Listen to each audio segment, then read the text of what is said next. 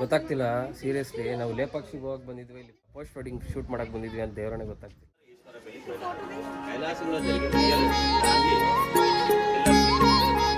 రాముడు వచ్చి ఇక్కడ పడి ఉండే ఆ పక్షిని చూసి ఆయన దాన్ని లయపక్షి అంటాడు. ఆయన పిలిచిన ఆ లయపక్షి అన్న వర్డ్ ఈ ఊరికి అట్లా లేపాక్షి.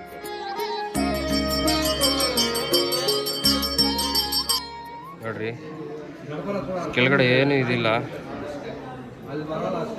ಸೊ ಆ್ಯಕ್ಚುಲಿ ಏನು ಗೊತ್ತಾ, ನಾನು ಕನ್ಫ್ಯೂಸ್ ಆಗಿಬಿಟ್ಟಿದೆ. ಜಟಾಯಿ ಬರ್ಡ್ ಬಿದ್ದೋಗಿರುತ್ತಲ್ವಾ, ಅದು ಇಲ್ಲಲ್ಲ ಅಂತ ಇರೋದು. ಶ್ರೀಲಂಕಾದಲ್ಲ ಅಲ್ಲಿರೋದು.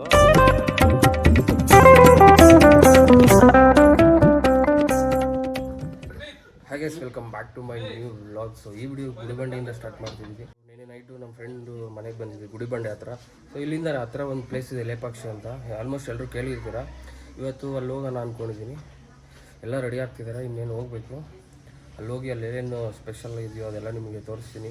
ಫುಲ್ ಕೊನೆವರೆಗೂ ವೀಡಿಯೋ ನೋಡಿ.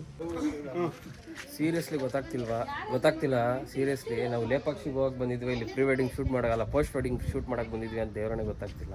ನೋಡ್ರಿ ಇಲ್ಲಿ ಅವಾಗ್ಲಿಂದ ಇವರು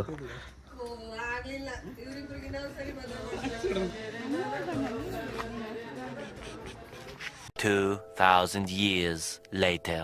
ನೋಡಿ finally post wedding shoot complete ಮಾಡಿದ್ದಾರೆ ಅಂತೂ ಇದ್ದು ಕೊನೆಗೆ. ಸೊ ಇವಾಗ ಹೊರಡ್ತೀವಿ ಲೇಪಾಕ್ಷಿಗೆ. ಬನ್ನಿ ನಿಮ್ಮನ್ನು ಕರ್ಕೊಂಡು ಹೋಗ್ತೀನಿ ನಮ್ಮ ಜೊತೆ. ಇವ್ರ ಮನೆಗೆ ಬಂದಿರೋದು ಪವನ್. ಹೇಳಿ ಪವನ್, ಒಂದು ನೋಡ್ರಿ ಸುಮ್ಮನೆ ಕೂತಿರಲ್ಲ, ಗೊತ್ತಾಯ್ತು ನಿಮಗೆ. ಏನೋ ಗೇಮ್ ಮಾಡ್ಕೊಂಡು ಕೂತ್ಕೊಂಡವನೆ ನೋಡಿ, ಚೈಲ್ಡ್ ಥರ. ಅದು ಯಾವುದೋ ಬಸ್ ಪಾರ್ಕಿಂಗ್ ಗೇಮ್ ಆಡ್ತಾವನೆ. ನೋಡ್ಬೇಕು ಕಾಣೆ. ಅವಾಗ ಗೌರ್ಮೆಂಟಲ್ಲಿ ಕೆಲಸ ಮಾಡುವಾಗ ಹಾಕ್ಸಿರೋ ಸೈರನ್ ಇದು.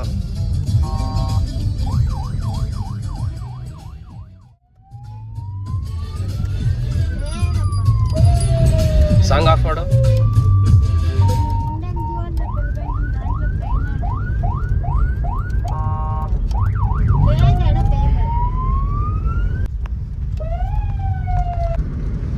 ಸೊ ಯಾವುದು ಹೈವೇಲ್ ಬೇಡ ಅಂದ್ಬಿಟ್ಟು ಯಾವುದೋ ಶಾರ್ಟ್ಕಟಾಗಿ ಕರ್ಕೊಂಡು ಹೋಗ್ತೀನಿ ಅಂತ ಕರ್ಕೊಂಡು ಹೋಗ್ತಾವನೆ. ವ್ಯೂ ಚೆನ್ನಾಗಿದೆ ಅಂತ ಬನ್ನಿ ನಿಮಗೂ ತೋರಿಸ್ತೀನಿ. ಫುಲ್ಲು ಕಾಡಲ್ಲಿ ಕರ್ಕೊಂಡು ಬಂದ್ಬಿಟ್ಟವನೆ. ಫುಲ್ಲು ಗಾಡ್ ಸೆಕ್ಷನ್ ಇದೆ.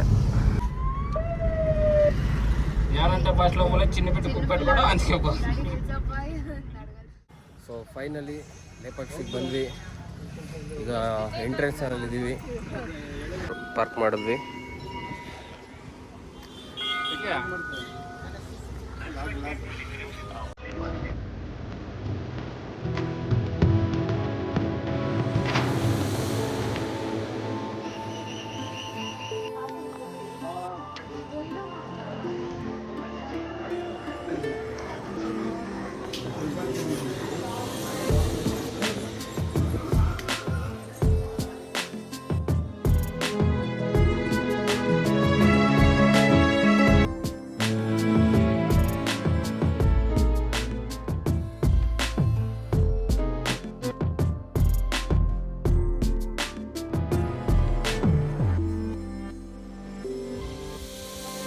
ನನಗೆ ಗೊತ್ತಿರೋ ಪ್ರಕಾರ ಲೇಪಾಕ್ಷಿ ಬಗ್ಗೆ ಏನು ತಿಳ್ಕೊಂಡಿದ್ದೀನಿ ಮುಂಚೆಯಿಂದ ಕೇಳಿರೋದಂದರೆ, ಸೊ ವಿಜಯನಗರ ಕಾಲದಲ್ಲಿ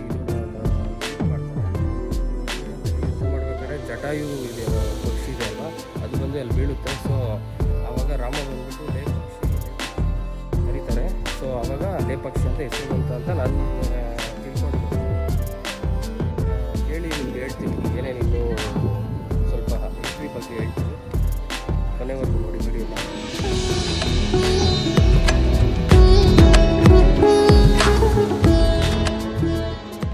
ಆಗಿನ ಕಾಲದಲ್ಲೇ ಒಳ್ಳೊಳ್ಳೆಯಾಗಿ ಒಂಥರ ವಿವಿಧವಾಗಿ ಶೈಲಿಯಲ್ಲಿ ಒಂಥರ ಎಲ್ಲ ಕೆತ್ತನೆ ಮಾಡಿದ್ದಾರೆ. ನೋಡಿ ಕಲ್ ಮೇಲೆ ಫುಲ್ಲು ದೇವಸ್ಥಾನ ಇರೋದು ಫುಲ್ಲು ಬೆಟ್ಟದ ಮೇಲೆ ಅಲ್ಲೇ ಎಲ್ಲ ಕೊರೆದಿದ್ದಾರೆ ಡಿಸೈನು. ನೋಡ್ರಿ ಲಿಂಗ ಮತ್ತು ಅಲ್ಲಿ ಪೂಜೆ ಮಾಡ್ತಿರೋದು, ಆನೆ ಹತ್ರ ಮತ್ತು ಇಲ್ಲಿ ಗಣೇಶ ಮೂರ್ತಿನ ಕೆತ್ತನೆ ಮಾಡಿದ್ದಾರೆ. ಅಲ್ಲಿ ಮಂಟಪ ಸಮೇತ ಮಾಡಿದ್ದಾರೆ ಗಣೇಶ. ಲಿಂಗ ಹಾವು ಸುತ್ಕೊಂಡಿರೋ ಲಿಂಗ ಇದು. ಎಲ್ಲ ಕಲ್ಲೇ ಒಂದೇ ಬಂಡಲಿ ಇದು ಎಲ್ಲ ಕೆತ್ತನೆ ಮಾಡಿದ್ದಾರೆ.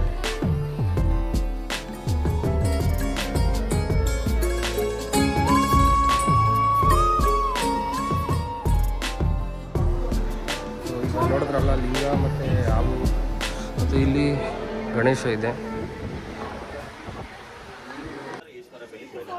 కైలాసంలో జరిగింది రియల్ దాన్ని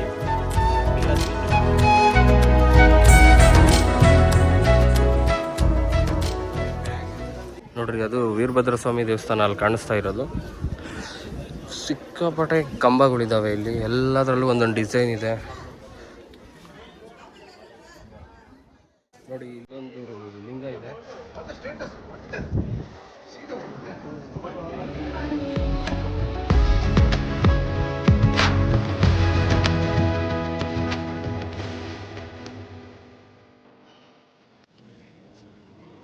ఇంత చిల్లర ఎవరు వేయద్దండి, ఇట్లా వేస్తే ఎట్లా ఉండి లెక్క సరే ఇక్కడ రండి. ఈ స్టోరీ చెప్తాను నేను మీకు. రామాయణం ఏమన్నా ఐడియా? ఆమె రియల్గా మోపిన పారిపోయింది సీతాదేవిది. ఈయన భద్రాచలం దగ్గర పర్ణశాల అని ఒక ప్లేస్ వస్తుంది. అక్కడ నుంచినే రావణాసురుడు సీతను తీసుకొని ఈ రూట్లో పోతూ ఉంటాడు శ్రీలంకకి. అప్పుడు ఈ స్టోన్ పైన జటాయుబడి ఫైట్ చేస్తాడు. అప్పుడు ఆయన దాన్ని 2 రెక్కలు తెగొట్టేస్తే ఈ బండ మీద పక్షి పడిపోయింది. పడి అది జపిస్తూ ఉంటుంది రామ అని. రాముడు వచ్చి ఇక్కడ పడి ఉండే ఆ పక్షిని చూసి ఆయన దాన్ని లయపక్షి అంటాడు. ఆయన పిలిచిన లయపక్షి అన్న వర్డ్ ఈ ఊరికి అట్లా లేపాక్షి పేరు వచ్చింది. లయపక్షి means that is Sanskrit word. లయ అంటే అన్కాన్షియస్ బర్డ్, స్పృహ లేకుండా పడేదని వాళ్ళ అర్థం. ఎందుకంటే దేవతలు మాట్లాడే సాంస్క్రిట్. మనం ఆంధ్రాలో మ్యాచ్ అవుతుంది కదా అని దాన్ని లేపక్షి వేస్తాను. ఆ పక్షి పడినప్పుడు సీతాదేవి పక్షికి ఆశీర్వాదం చేసి ఉంటుంది. అప్పుడు సీత మోపిన పాదం ఎనీ టైం దీంట్లో వాటర్ ఆ లేయర్లో వస్తాయి. ఆ నీళ్ళనే పక్షి తాగుతూ ఉంటుంది. జటాయబడి వచ్చే వరకు ఈ నీళ్ళు తాగి బతుకుంటుంది. రాముడికి అంతా విషయం చెప్పి చనిపోతుంది. ఆ రోజు సీత మోపిన పాదం ఎన్ని వేలేండ్లు అయిందో మనకి ఎవరికి తెలియదు. త్రేతాయుగంలో అంటే అప్పుడు మనుషులు కూడా బాగా మనకన్నా హైట్ ఉంటారు, ఆయుష్ కూడా ఎక్కువ. మళ్ళీ ద్వాపరయుగం వస్తే హైట్ తగ్గిపోయినాం. మేము కలియుగం కదా, మనం ఇంకా తగ్గినాం. నెక్స్ట్ ఇట్లా కాదు, ఫుల్ ఉంటాయి సార్ నీళ్లు. ఫుల్ నిండిపోయి పాదమే నిండి అలా పోయి బయటకు వెళ్ళిపోతాయి. ఇప్పుడు పొద్దున్న నుంచి జనం తీసేస్తున్నారు కాబట్టి నీళ్ళు తక్కువ. ఇంకో 1 hour 2 hour అయితే మళ్ళీ ఫుల్గా ఇట్లా అయిపోతాయి. నీళ్ళు వస్తూనే ఉంటాయి. ఎండాకాలంలో కానీ వస్తాయి. ఇది ఎండదు. పాదం చూస్తే పెద్దగా ఉందంటే ఆ యుగంలో అందరూ బాగా ఆగుతుంటారు. ಎಲ್ಲಿ ನೋಡಿದ್ರು ಫುಲ್ ಕಂಬಗಳು. ಗಿಡದಲ್ಲಿ ಒಂದು ಮರ ಇದೆ, ಸಕ್ಕತ್ತಾಗಿದೆ ಮರ.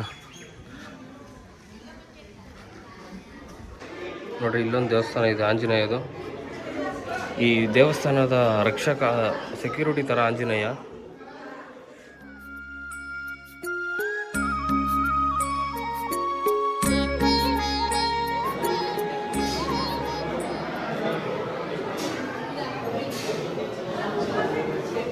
ನೋಡಿ ನಾನು ಫಸ್ಟ್ ಟೈಮ್ ಇಷ್ಟೊಂದು ಕಂಬಗಳಿರೋದು ನೋಡ್ತಿರೋದು ಅಂದರೆ ಲೇಪಾಕ್ಷಿಲೆ. ಅದು ಕಲ್ಲಿನ ಕಂಬಗಳು ಎಲ್ಲ ಕೆತ್ತನೆ ಮಾಡಿದ್ದಾರೆ ನೋಡ್ರಿ.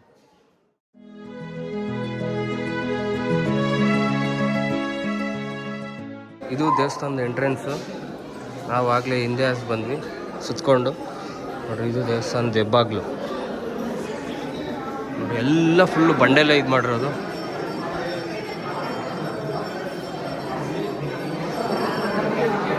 ನೋಡ್ರಿ ನರಸಿಂಹಸ್ವಾಮಿ ಅದು.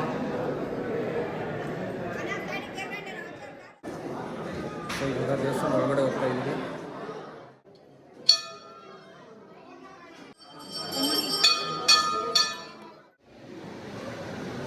ಪಾರ್ವತಿ ದೇವಿ ಲಿಂಗಮ್ ಅಂತ ಇದು ದೇವರ ಹೆಸರು. ಭದ್ರಕಾಳಿ.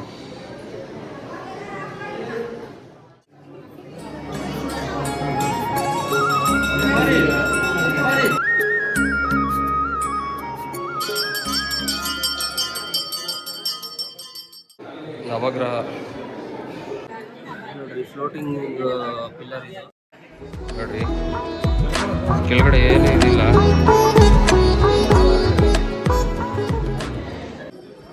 ಆ್ಯಕ್ಚುಲಿ ದೇವಸ್ಥಾನದಲ್ಲಿ ಕ್ಯಾಮ್ರಾ ಅಲೋ ಇರಲಿಲ್ಲ, ಆದರೂ ಸ್ವಲ್ಪ ಶೂಟ್ ಮಾಡಿದ್ದೀನಿ. ಯಾವ್ಯಾವ ಟೆಂಪಲ್ಸ್ ಇದ್ದಾವೆ ಅಲ್ಲಿ ಅಂತ. ಸೊ ನೋಡಿ ಇದೇ ಟೆಂಪಲ್ಲು ನರಸಿಂಹಸ್ವಾಮಿ, ಮತ್ತು ಒಳಗಡೆ ಇನ್ನೂ ತುಂಬ ದೇವರಿದ್ದಾವೆ.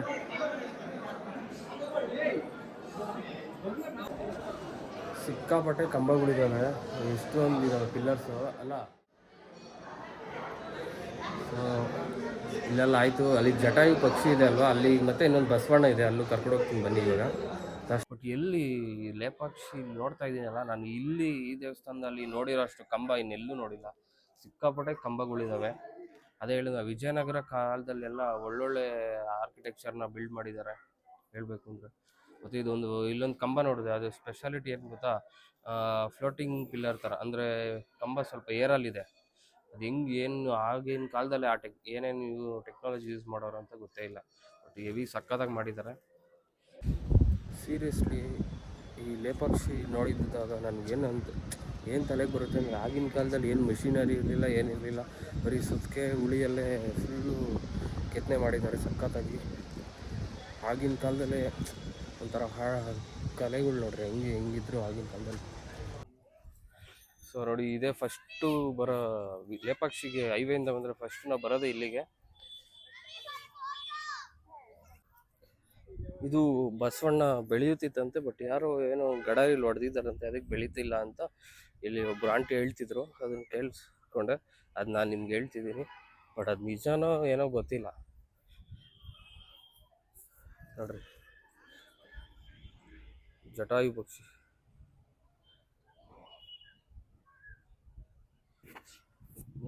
ಸೊ ಆ್ಯಕ್ಚುಲಿ ಏನು ಗೊತ್ತಾ, ನಾನು ಕನ್ಫ್ಯೂಸ್ ಆಗಿಬಿಟ್ಟಿದೆ. ಅದು ಜಟಾಯಿ ಬರ್ಡ್ ಬಿದ್ದೋಗಿರುತ್ತಲ್ವ, ಅದು ಇಲ್ಲಲ್ಲ ಅಂತ ಇರೋದು, ಶ್ರೀಲಂಕಾದಲ್ಲ ಅಲ್ಲಿರೋದು, ಅದು ಬಂದು ಶ್ರೀಲಂಕಾದಲ್ಲ ಅಂತ ಇರೋದು. ನಾನೆಲ್ಲ ಇಲ್ಲೇ ಇರೋದು ಅಂದ್ಕೊಂಡಿದ್ದೆ ಇಷ್ಟು ದಿನದಿಂದ. ಬಟ್ ಇಲ್ಲಿರೋದು ಅದೇ ಒಂದು ಈಗಲ್ ಜಟಾಯು ಅಷ್ಟೇ, ಅದು ಗುರುತು ಅಂತ ಇದು. ಇಲ್ಲಿ ಒಂದು ಜಟಾಯು ಬಂದು ಇಲ್ಲಿ ಬಿದ್ದಿತ್ತು ಅನ್ನೋದಕ್ಕೂ ಒಂದು ಇದು ಮಾಡಿದ್ದಾರೆ ಅಷ್ಟೇ, ಇಲ್ಲಿ ಸ್ಟ್ಯಾಚು.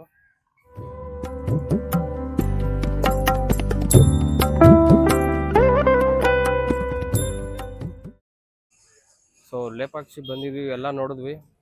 ಸೊ ಎಲ್ಲ ನೋಡಿ ಫಿನಿಶ್ ಆಯಿತು. ಸೊ ಇವಾಗ ಮನೆಗೆ ಹೋಗ್ತಾ ಇದ್ದೀವಿ, ಗುಡಿಬಂಡೆಗೆ. ಈ ವ್ಲಾಗ್ ಇಷ್ಟ ಆದರೆ ಲೈಕ್ ಮಾಡಿ, ಶೇರ್ ಮಾಡಿ ಮತ್ತು ಸಬ್ಸ್ಕ್ರೈಬ್ ಮಾಡಿ. ಸಿಗೋಣ ಮುಂದಿನ ವೀಡಿಯೋದಲ್ಲಿ. ಅಲ್ಲಿ ತನಕ ಟೇಕ್ ಕೇರ್, ಬಾಯ್.